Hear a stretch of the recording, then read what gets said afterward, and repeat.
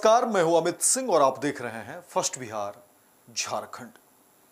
देखिए, जिस पुलिस के कंधे पर सुरक्षा की बड़ी जिम्मेदारी होती है, अगर वही पुलिस भ्रष्ट आचरण करते हुए पाए जाए तो फिर आप क्या कहेंगे? अगर वही पुलिस अनैतिक कार्य करते हुए पकड़े जाए तो आप क्या कहेंगे?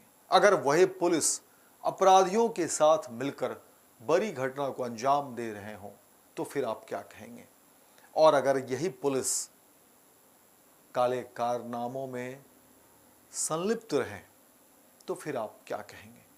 देखिए, कुछ इस तरह की ही खबरें, कुछ ऐसी ही खबरें हम आपको बताने जा रहे हैं फर्स्ट बिहार झारखंड पर कि आखिर जिस पुलिस के ऊपर हम इतना भरोसा करते हैं, जिस पुलिस का निर्माण ही हुआ है सुरक्षा को बेहतर करने के लिए, हमारी और आपकी सुरक्षा को दुरुस्त करने के लिए, लॉ एंड ऑर्डर को कंट्रोल करने के लिए, लेकिन अगर वही पुलिस भ्रष्टाचार में संलिप्त हो जाए, गलत कामों में संलिप्त हो जाए, अपराधियों के साथ मिल जाए तो फिर एक दूरी हो जाती है आम आदमी और उस व्यवस्था के साथ। एक भय सा होने लगता है आम आदमी और उस व्यवस्था के साथ। एक डर सा हो जाता है और ये भय, ये डर, ये दूरी दिन प्रतिदिन बढ़ती जा रही है। ना तो पुलिस में बैठे अधिकारी को इस बात की चिंता है कि आखिर ये दूरी क्यों हो रही है, जबकि पुलिस का काम है सुरक्षा मुहैया कराना, आम आदमी के साथ विनम्रता के साथ, नम्रता के साथ अच्छा व्यवहार करना। लेकिन ऐसा जमीन पर होता हुआ दिखता नहीं है।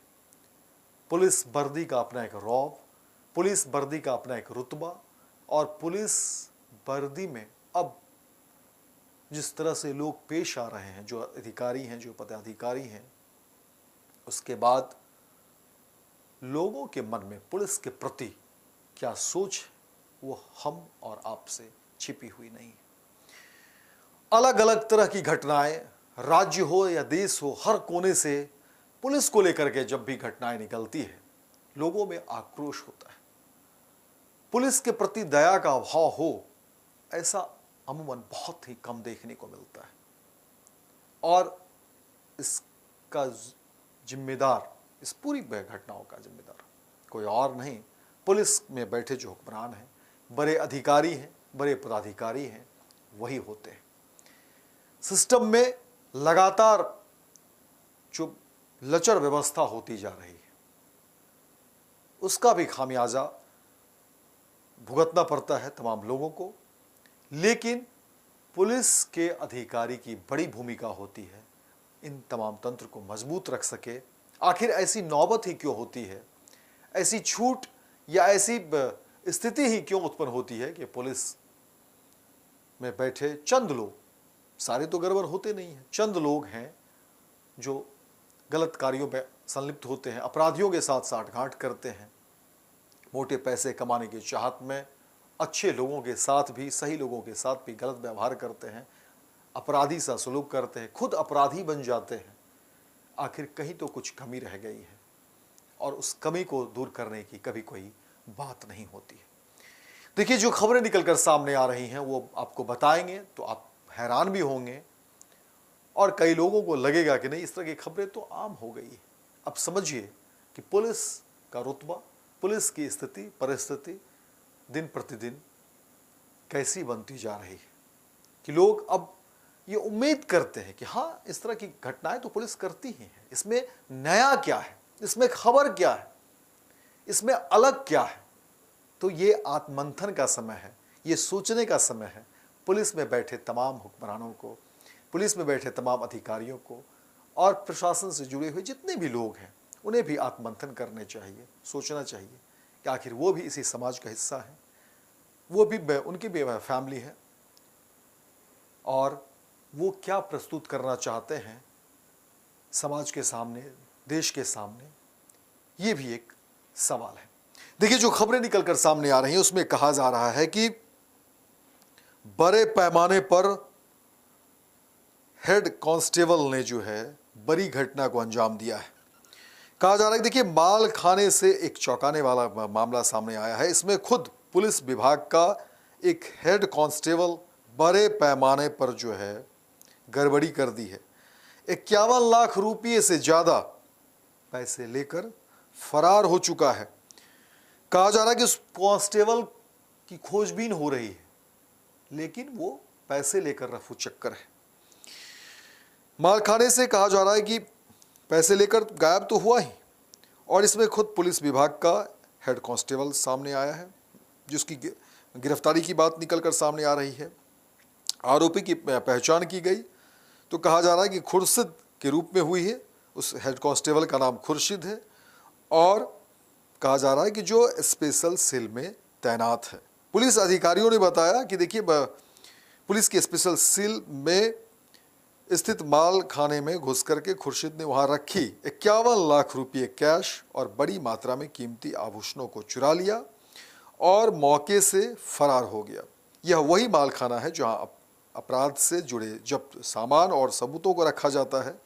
घटना के तुरंत बाद मालखाना प्रभारी को इसकी सूचना दी गई कि देखिए, इतने बड़े पैमाने पर घटना हुई है, बड़ी गड़बड़ी हुई है, हड़कंप मच गया तमाम विभागों में, क्योंकि जाहिर तौर पर देखिए कई सारे लोगों की वहाँ पर ड्यूटी होती है और फिर ऐसा लगता है कि आखिर कौन लोग हो सकते हैं। 51 लाख रुपये कोई छोटी मोटी रकम नहीं है, इसके अलावा भी कई सारे चीज़ें हैं, जेवरात भी हैं।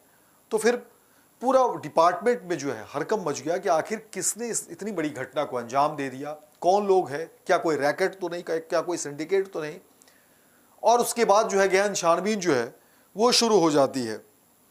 सीसीटीवी चेक किया जाता है। सीसीटीवी की स्थिति और कीमती सामान को जब देखा जाता है तो फिर पता चलता है कि ये कहाँ से चीज़ें गायब हुई है। हालांकि कुछ दिन पहले ही कहा जा रहा है कि इस पुलिस वाले का तबादला कर दिया गया था, लेकिन शुक्रवार को वो मालखाने में दाखिल हुआ और भीषण घटना को अंजाम दिया। सीसीटीवी फुटेज से जैसे उसकी पहचान होती है, स्पेशल सेल ने तुरंत एक टीम गठित की जाती है और अगले ही दिन जो है कहा जाता है कि खुर्शीद को गिरफ्तार कर लिया गया।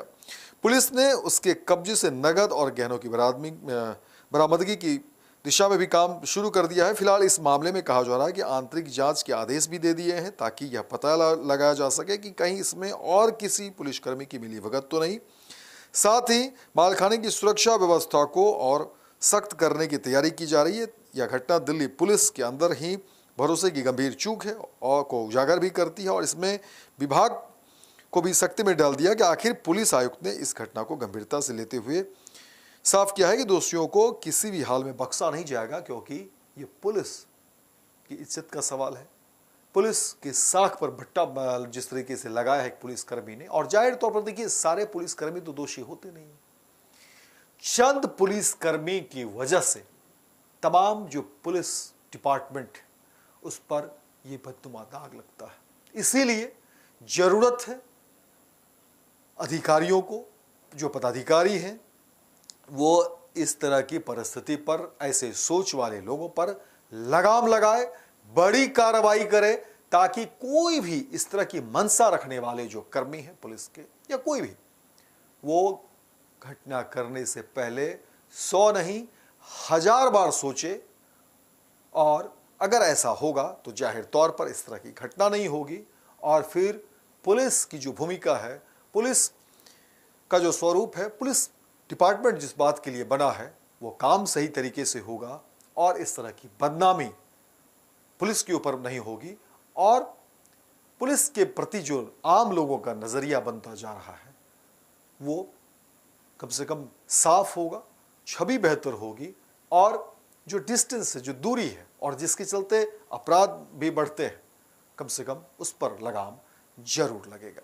तो फिलहाल इस खबर में इतना ही, दीजिए इजाजत। लेकिन दिन भर की तमाम खबरों को देखने के लिए आप देखते रहिए फर्स्ट बिहार झारखंड।